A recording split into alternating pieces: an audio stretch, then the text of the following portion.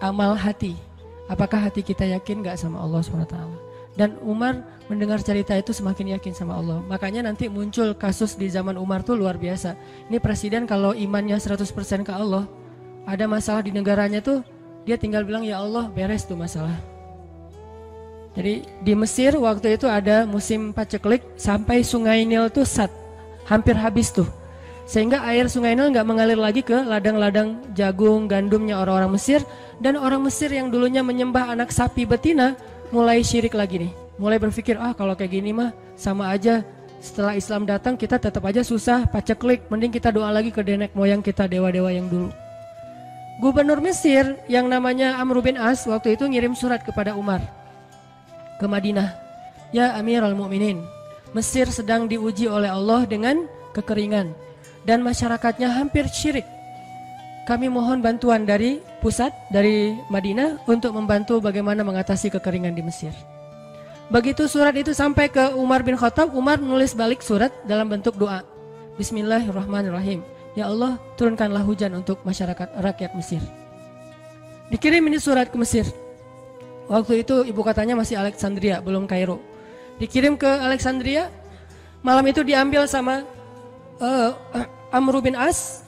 Pas dibaca oleh Amr bin As, Bismillahirrahmanirrahim. Ya Allah, berikan rakyat Mesir hujan yang mencukupi untuk mereka. Saat itu juga hujan turun. Sampai sungai Nil meluap dan menggenangi ladang-ladang jagung dan gandumnya orang-orang Mesir. Dan mereka bertakbir semuanya. Cuman ngirim surat doang dari Amirul Mukminin. Kan enak ya? Coba kalau kita hidup di zaman Umar, ya Amirul Mukminin, saya belum dapat jodoh, ya Allah beri dia jodoh, beres. Cepet banget loh. Ya Amirul Mukminin, dia nolak saya, ya Allah terimalah, terima. Yang kemarin nolak hari ini, kenapa ya saya jadi serak sama dia, gara-gara doa Amirul Mukminin. Ini artinya teman-teman, keajaiban dari yakin kepada Allah itu luar biasa dari kisah Bapak tadi tuh. Kalau kita berbaik sangka kepada Allah. Kenapa nggak ikhtiar? Mungkin sudah ikhtiar, bikin pengairan segala macam tapi belum berhasil, yang kurang cuma satu, doa. Doa mungkin udah banyak tapi belum diijabah karena doa-doa mereka tidak seajaib doanya Umar bin Khattab. Belum lagi Umar berdiri di atas mimbar, ini mungkin terkenal nih, kejadian dalam perang Qadisiyah kalau nggak salah. Umar lagi khutbah Jumat di Madinah, kaum muslimin lagi berperang di Irak melawan pasukan Persia, perang Qadisiyah namanya. Irak Madinah tuh kan kalau naik pesawat sekitar 2,5 jam, 3 jam, jauh tuh. Jakarta Medan lah, jauh. Nah Umar lagi khutbah di atas mimbar, sholat Jumat, tiba-tiba tema khutbahnya tuh ganti gitu. Lagi ngomong tiba-tiba beralih tema, wahai kaum muslimin, naiklah ke atas bukit itu, baliklah kalian mundur-mundur gitu. Jadi Umar tiba-tiba kayak ngomongin sesuatu yang gak nyambung. Orang-orang heran, nih Umar kenapa? Oh ya udah biarin, namanya juga Umar gitu kan. Dia punya, mungkin dia ngelihat setan atau apa, setan kan takut sama Umar. Diem. Udah selesai sholat Jumat, pada datang, ya Amirul Mukminin, tadi apa yang terjadi? Kenapa Amirul Mukminin ngomong sesuatu yang gak nyambung? Kita juga gak ngerti. Kata Amirul Mukminin, saya ngelihat Allah menampakkan kepada saya pasukan Islam di Qadisiyah yang terdesak, hampir habis dibantai sama musuh. Tapi saya ditunjukkan ke sebuah bukit yang mungkin mudah-mudahan itu jadi benteng untuk mereka berlindung. Saya suruh mereka naik. Orang kan gak langsung percaya kan? Bener gitu terjadi kayak gitu. Kalau Rasul ngomong, mungkin aku naik ke langit, Isra Mi'raj, oke lah, itu aja masih ada yang mendustakan. Ini Umar yang ngomong, bukan Nabi yang dapat wahyu. Orang gak langsung percaya. Selang beberapa minggu kemudian pasukan Qadisiyah pulang. Jadi utusan mereka pulang bawa berita tentang kemenangan perang dalam perang Qadisiyah. Dia cerita, suatu hari di hari Jumat kami sedang berperang. Kami terdesak, hampir habis dibantai sama musuh. Udah gak ada jalan untuk berlindung.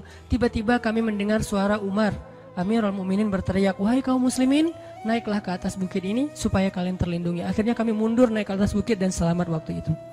Berarti benar-benar terjadi. Kok bisa? Ya qadarullah. Ini keajaiban iman mereka. Apakah kita bisa mendapatkan pengalaman-pengalaman kayak gini? Bisa, kalau keimanan kita dengan level yang sama. Kalau nggak selevel yang sama pun minimal kita nusaddid. Kalau kita tidak bisa sama persis, minimal kita berusaha untuk nuqarib, berusaha untuk pengalaman kita nanti walaupun nggak sama persis, mirip-mirip dengan pengalaman mereka. Lagi-lagi bukan berarti tidak berikhtiar. Ini keajaiban-keajaiban yang terjadi. Dan saya juga baru ngalamin kemarin pas saya di seminggu, nggak kurang dari seminggu yang lalu, saya baru pulang dari laut di Batu Karas. Di sini ada teman saya, Agi. Mana Agi? Nah, ini Agi ya. Ini by the way model model iklan. Ada deh pokoknya iklan jodoh maksudnya. Agi ini anak Batu Karas. Agi boleh diceritain? Agi ini anak Batu Karas. Batu Karas tuh Jawa Barat, daerah Pangandaran. Dari Bandung kurang lebih 6 jam perjalanan. Kalau lagi ada ombak saya suka ke sana nonton orang main surfing. Nggak main sih, main dikit-dikit tapi nggak jago. Nonton orang main surfing. Ketemu Agi. Agi nggak tahu tuh ya. 2 hari sebelum saya datang ke Batu Karas dia sakit kayak demam gitu. Mungkin habis diputusin kali ya. Dia demam gitu, nggak enak badan, pengen pulang. Biasanya kalau nggak enak badan cuma dia tinggal di Jakarta, paling juga di kos-kosan. Tapi kali ini pengen pulang ke Batu Karas banget. Aduh, kenapa ya pengen pulang ke Basroh Batu Karas gitu ya. Batu Karas kayak Basroh gitu. Pengen ke Batu Karas. Pas dia pulang, hari saya lagi mau main tuh, dia diajak sama temennya, ngojek itu apa? Berenang yuk gitu. Berenang yuk, berenang. Dia ikut, padahal lagi nggak enak badan, tapi pengen berenang. Pas lagi di pantai, saya datang ketemu loh, kayak kenal nih, hitam-hitam ektis gitu. Ternyata ketemu saya, Ustadz Hanan ya, ya kenalan.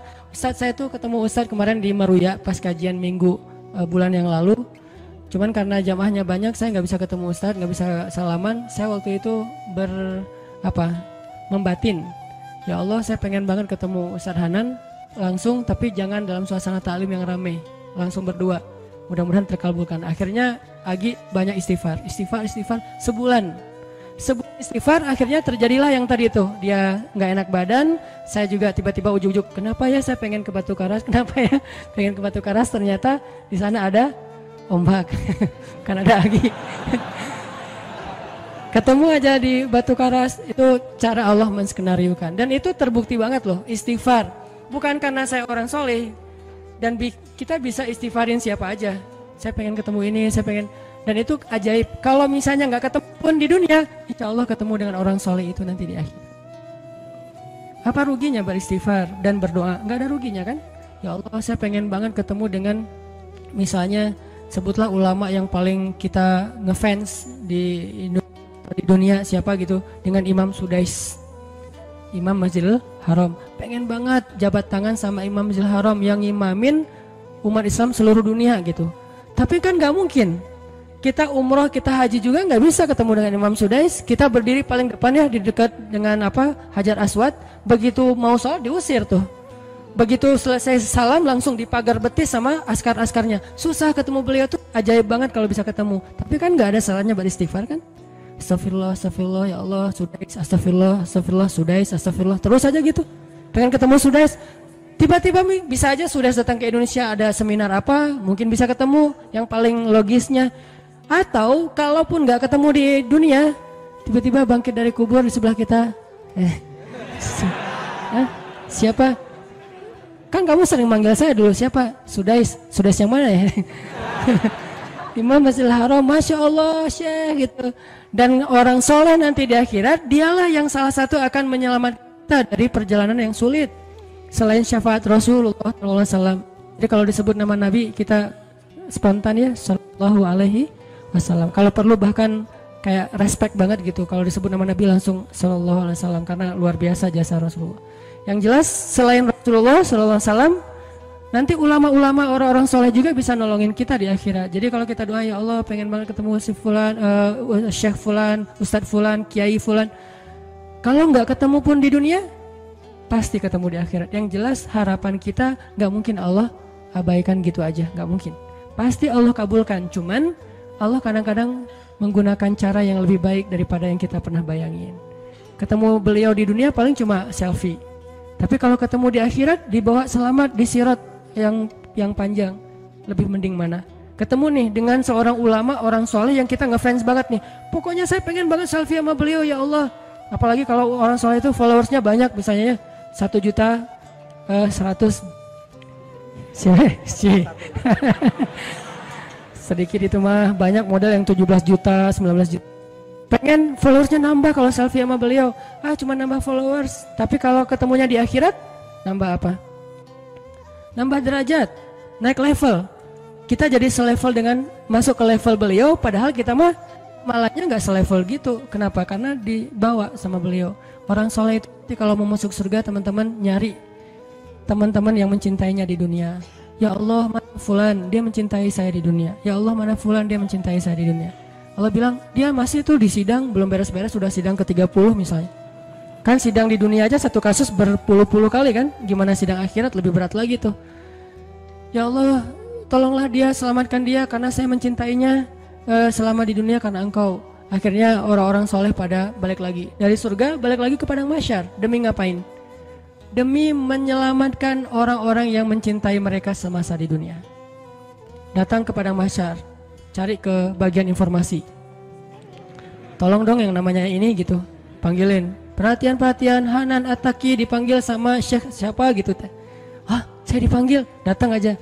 Mas, saya yang dipanggil, benar Hanan At-Taqi? Ya, mana coba buktinya? Aduh, saya lupa bawa kartu nama. KTP misalnya. Udah pasti tahu lah ya malaikat sama kita. Udah masuk aja, tuh ada yang nungguin di business lounge gitu. Jadi ada VIP lounge-nya gitu kan. Oh, saya boleh masuk VIP lounge-nya, masuk ke VIP lounge. Udah sampai di sana udah ada makanan segala macam, mereka lagi duduk. Kayak asa kenal nih, siapa ya? Dekat Hanan ya? Ya, wah kita sering ketemu dalam doa. Wah, akhirnya pelukan. Ada apa, Syekh? Yuk ikut saya ke surga, kan enak banget kan? Terus sidang saya gimana? Udah beres, diberes sama teman-teman saya di sana. Saya banyak teman di dalam gitu. Saya banyak. Beres kan? Di dunia aja bisa gitu, masa di akhirat gak bisa? Tapi dengan seizin Allah dan Allah ridho dengan kebaikan-kebaikan itu. Jadi gak ada sia-sianya juga kita. Kan dulu saya pernah cerita